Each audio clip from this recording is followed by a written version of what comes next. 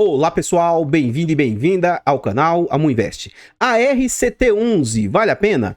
Venha saber.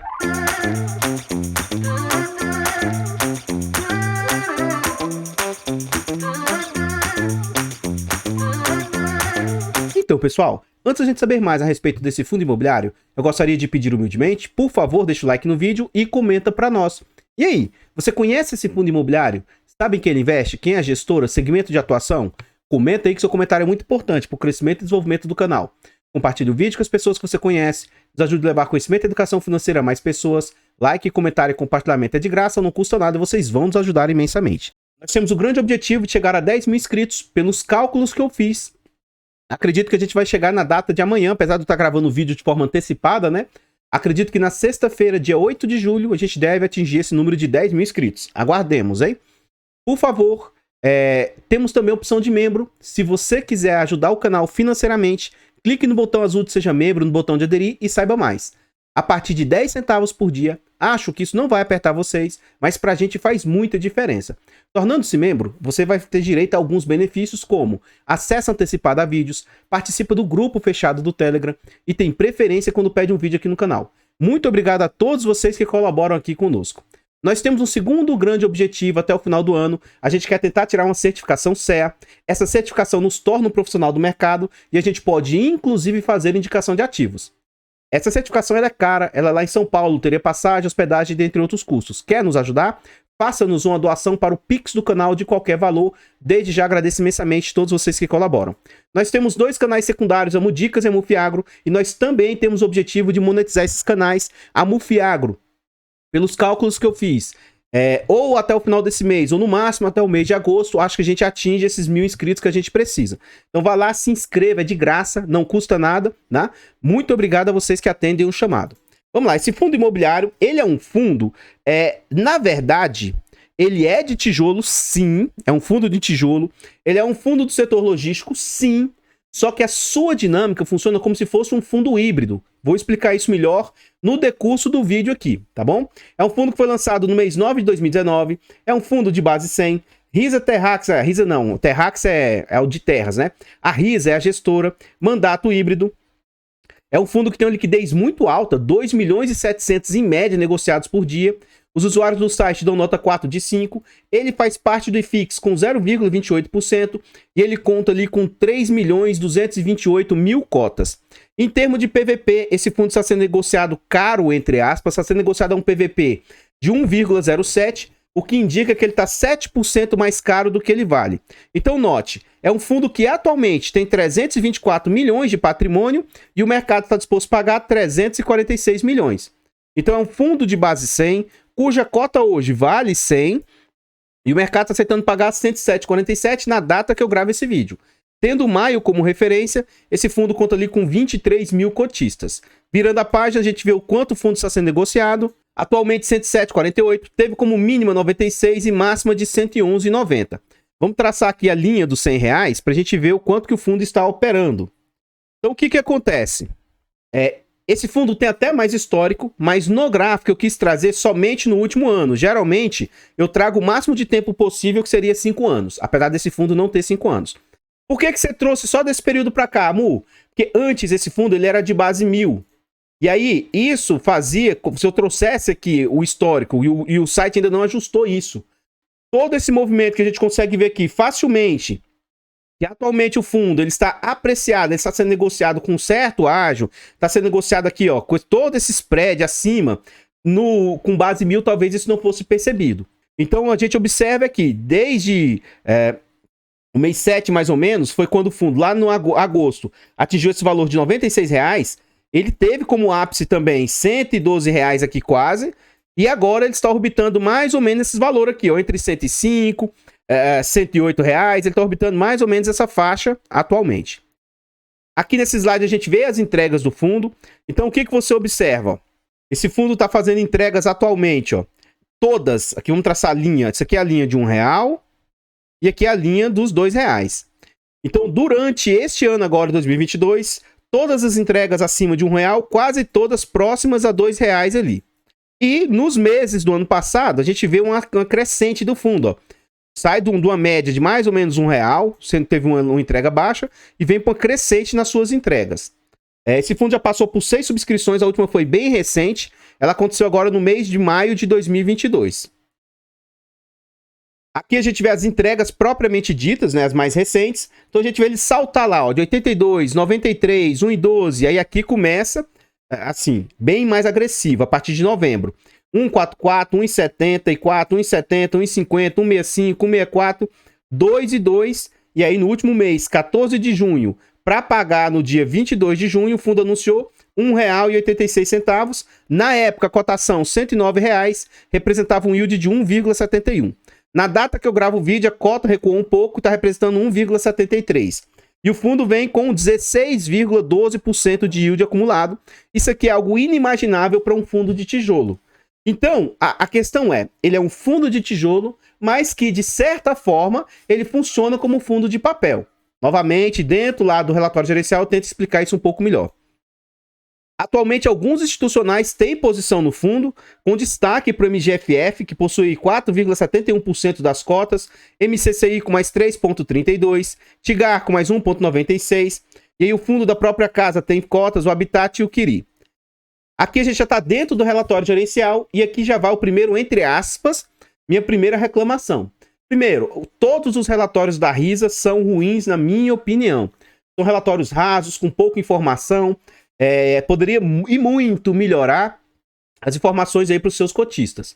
Então vamos ler o que o gestor fala para o cotista. Isso aqui ele abre o relatório, tá lá, ó. No RISA Artium, o RISA Terrax é o de terras. Isso aqui, ó, RISA Artium. O investimento imobiliário busca assimetrias na relação tríplice de risco, retorno e liquidez, onde analisamos a qualidade creditícia do inquilino e a potencial valorização do imóvel em operação sale leaseback, build to suit e buy to lease, ou ainda desmobilização pura. Através da expertise do time de gestão, fazemos uma análise criteriosa do risco do crédito do inquilino e um monitoramento constante dos ativos do portfólio. Com essa nova abordagem, temos um fundo imobiliário diferenciado em atuação e propósito quando comparado com os outros fundos do segmento. Então, gestor é a RISA, administrador BTG, não tem consultoria, começou em julho de 2017, prazo indeterminado, é para qualquer investidor, investidores gerais, o código ARCT11, já fez 5 emissões, tem 2.800.000 cotas, taxa que o fundo cobra 1% e mais 20% do que ele conseguir bater, IPCA mais 5 é taxa de performance. Virando a página, a gente vê os destaques que o fundo traz. O yield anualizado de 18%. Ele tem 170 mil metros quadrados de área bruta locável dos seus imóveis. Atualmente ele está com 9 imóveis. E os seus ativos internos têm um prazo médio de contratos aí de 7,6 anos. Hoje o fundo está 100% locado, né? Alocado os seus ativos, né? E o valor também está 100% alocado. E aqui eu quero que vocês prestem atenção em relação a isso, ó. Note, o fundo vale hoje 324 milhões. Provavelmente isso aqui já é com a nova subscrição que o fundo captou recurso no mercado. Dito isso, aqui ó, o gestor traz que os seus imóveis valem 540 milhões. Então note, se ele vale 320 e os imóveis valem 540, é que o fundo faz como ele faz lá no RZTR, como ele faz, isso é típico dele aqui. Então ele compra os imóveis, ele empresta dinheiro para os inquilinos aí, ele compra o imóvel mais barato, ele paga 320, os imóveis totais valem 540, ao final do contrato o inquilino tem a possibilidade de recomprar pelos 320, e aí nesse meio termo o fundo recebe o aluguel do imóvel, ele vai receber ali o aluguel do imóvel, mais os juros sobre o dinheiro emprestado. Então esse fundo tem um trecho dele, uma parte dele, que é sim de tijolo, mas ele tem outra parte que vai funcionar como se fosse um fundo de papel. Então ele tem uma situação meio híbrida, que é diferente dos outros ativos. Tem um lado positivo, que ele já recebe a inflação ali na hora, mas tem um lado negativo, que dificilmente nesse fundo aqui, você vai ver a valorização dos imóveis do fundo. Por quê?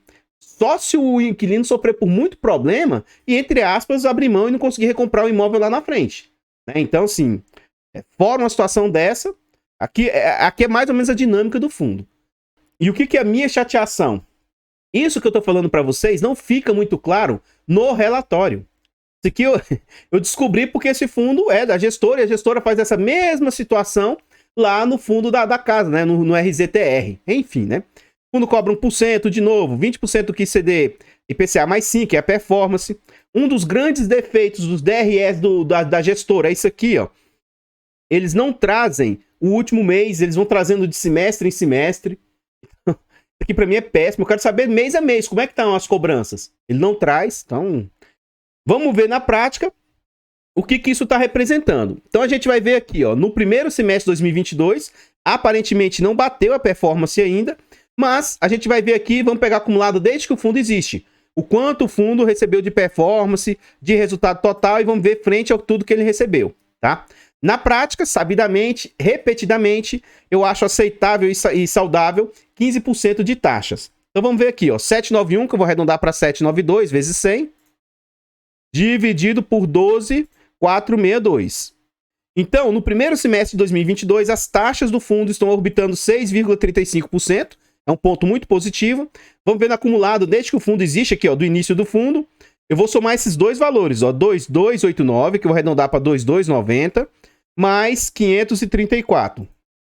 Então, ó, de despesas é 28,24 vezes 100, dividido por 37,446. Então, desde o início do fundo, as taxas cobradas estão orbitando 7,54%, totalmente aceitável na minha humilde opinião. Então, vamos à frente aí. Aqui, a gente vai ver o ponto de vista do gestor. Ele vai falar como que o IFIX fechou no mês de março. Ó. Aí aqui é um grande defeito do fundo. Os seus relatórios são bem demorados, não é tão rápido, né, para trazer. Aí fala que a alta do Ibovespa é lá de março, gente. Nós já estamos em julho. Eu não vou nem ler essa parte deles aqui, porque tá totalmente atrasado. Não adianta ele falar de algo que... Enfim, né? Continuando. A retrospectiva do primeiro trimestre de 2022. A gente já tá fechando, a gente já fechou o segundo tri de 2022, tá? Aí vem a carniça do gestor falar do primeiro tri. Eu procurei o relatório gerencial nos sites que eu sempre busco e também procurei diretamente lá no RI, no site deles. E realmente o relatório está totalmente atrasado, tá? Já no início deste trimestre, liquidamos a segunda tranche para pagar pela compra do imóvel de Goiânia, locado para a Aspan, 22 milhões, totalizando 68 milhões, valor final pelo imóvel, com um consequente registro integral do imóvel em nome do fundo. Na sequência, no dia 4 de fevereiro, soltamos outro fato relevante informando quanto ao aditamento no pagamento de parte de outra parcela a liquidar pelo imóvel em Frutal Minas, locado para a cervejaria Império. Continuando aqui, dos 51 milhões finais acordados a serem liquidados até junho, houve a pré-liquidação de 12 milhões, restando então uma parcela de 39 milhões. Ou seja, o fundo está tão saudável que eles resolveram antecipar valores aqui. A ser pagos aqui, ó, na totalidade, dentro ainda deste primeiro semestre. Ambas as operações acima resultaram em um aumento proporcional aos respectivos aluguéis, aumentando ainda mais a receita do fundo. No dia 7 de fevereiro, meu Deus, houve a liberação do aviso de encerramento da quinta oferta pública. Ou seja, coisas do ano passado. Ele já está na sexta, o relatório está trazendo coisas da quinta. Ai, complicado. Além disso, ainda em fevereiro, optamos por fazer venda da totalidade das cotas detidas do CRI de Soultrack, sei lá. Acompanhando a estratégia realizada no trimestre anterior, os cerca de 3,7 milhões que ainda geravam um ganho na venda de cerca de 180 mil para o fundo. Nesse slide aqui também a gente vê a estratégia do fundo. Então, em dezembro de 2020, o fundo tinha 14% em caixa, e agora, tanto o ano passado quanto março de 2022, o fundo estava com caixa zerado. Estava porque ele fez uma nova subscrição, viu? Seu Endless Back atualmente 99%, ele já desembolsou 87%, faltava 13%, e ele tem aí 1% de CRI em março. As perspectivas que a gestão tem para os próximos meses se definem em dois assuntos diferentes. O primeiro é a perspectiva de um follow-on somente para os cotistas, ou seja, mais uma nova subscrição. Follow-on somente para os cotistas até o final do semestre para liquidar a compra do ativo locado para Império. Então essa subscrição que o fundo fez era para liquidar essa compra e com certeza deve ter sobrado mais um recurso em caixa, né? O segundo assunto é referente ao futuro dos dividendos que, Diferentemente do comentado no último relatório de dezembro de 2021, agora acreditamos que devem se manter bem altos devido à dificuldade do Banco Central em conseguir diminuir a Selic.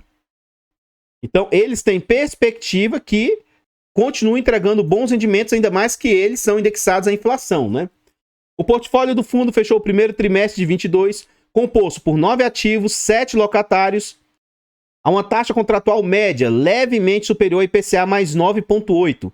Destes 9, 8 incorporam a tese do fundo de sale and leaseback, e somente o de Corumbataí, em São Paulo, é build to suit, em que os valores referentes à compra do imóvel continuam a ser liberados conforme etapas pré-definidas da obra. Vamos à frente aí. Aqui a gente vê os ativos do portfólio do fundo e, com exceção desse de Goiânia aqui, ó, sale and leaseback, com exceção desse de 15 milhões e meio, que não tem opção de compra. Então esse aqui, teoricamente, realmente está para o fundo mesmo. Todos os demais têm opção de compra aí ao final do prazo. Venceu esses contratos aqui, ó, de 10 anos, os inquilinos têm a opção de recomprar por esse valor aqui, ó. Então lá daqui 10 anos ele pode recomprar o imóvel pelos mesmos 12 milhões. Então aqui estão os 9 imóveis que o fundo possui, né? Vamos à frente. Então, pessoal, o que eu tinha para trazer a respeito do RCT são somente essas informações. Como eu disse, o relatório é meio fraco, né? Poucas informações. Por favor, vá lá nos nossos canais secundários, se inscreva e nos ajude a monetizar os canais. Ajude-nos a chegar a 1000 inscritos. Desde já agradeço imensamente a todos vocês que colaboram aqui com o canal. Então, muito obrigado mesmo. Neste vídeo aqui, por favor, deixa o like e comenta para nós. E aí, você conhecia esse fundo imobiliário? Você gostou das informações que foram trazidas? Você acha que ele é um bom fundo? Muitas pessoas não entendem a tese. Alguns se posicionam no fundo apenas pelos dividendos, outros não entram no fundo porque enxergam risco, na minha opinião, risco em demasia que as pessoas enxergam. Eu estou tranquilo, eu sou cotista desse fundo, apesar de todas essas falhas por parte da gestora. Certa vez eu mandei um e-mail para eles, para questionar sobre o funcionamento do fundo, fiz uma pergunta bem simples, bem introdutória, sabe? E me responderam de uma forma bem porca, até que foram rápido para responder. Mas não me deram uma resposta meio que aceitável, foi uma resposta bem fraca, entendeu? Então assim, o relatório é ruim. E a relação com os investidores, a minha opinião, é ruim. Porque você manda um e-mail para perguntar, esclarecer dúvida, e ele sequer responde, e responde de um jeito todo... Enfim, não gostei da forma de lidar com eles. Então, esse é o tipo de situação que você fica entre a cruz e a espada. Tem excelentes rendimentos, mas tem uma péssima relação com o investidor. Tá bom? Então, eu sou muito tranquilo e transparente. Eu não tenho... não sou patrocinado. Sou totalmente livre, expresso a minha opinião. Tento sempre ser respeitoso na medida do possível, né? Mas eu também não vou ficar, né, falando coisas que não são. Então, sou cotista do fundo somente na carteira fechada, não tenho interesse de trazer esse ativo para a carteira pública. E ainda assim, estou tentando elencar o desleixo, a demora na comunicação, a falta de uma boa comunicação, estou tentando trazer tudo isso. Além do mais, o meu ponto de vista não significa, não reflete indicação de compra, venda ou manutenção do ativo. Por favor, compartilhe esse vídeo, ajude-nos a levar conhecimento a mais pessoas, ajude-nos a chegar a 10 mil inscritos. Acredito que amanhã, dia 8 de julho, bateremos essa meta. E se você estiver gostando do canal e quiser nos ajudar a nos financiar, torne-se membro do canal a partir de 10 centavos por dia. Então eu acho que é um valor barato, né? E se você quiser apoiar, ficarei imensamente grato. Quer nos ajudar a tentar tirar essa certificação CEA ou quer fazer uma contribuição para a gente investir na carteira pública do canal, faça-nos uma doação para o Pix do canal de qualquer valor, amuinvest@gmail.com. Muito obrigado a todos vocês que ajudam. Eu vou ficando por aqui, eu vou deixar passando mais algumas imagens, alguns slides a respeito desse fundo e eu espero encontrá-los nos próximos vídeos. Fiquem todos com Deus, tenham um bom dia, uma boa tarde, uma boa noite e... fui!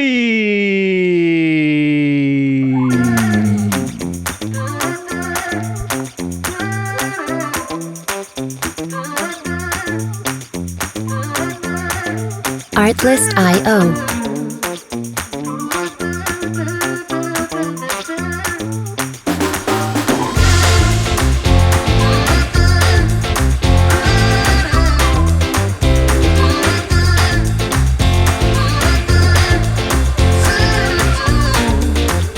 Music licensing reimagined.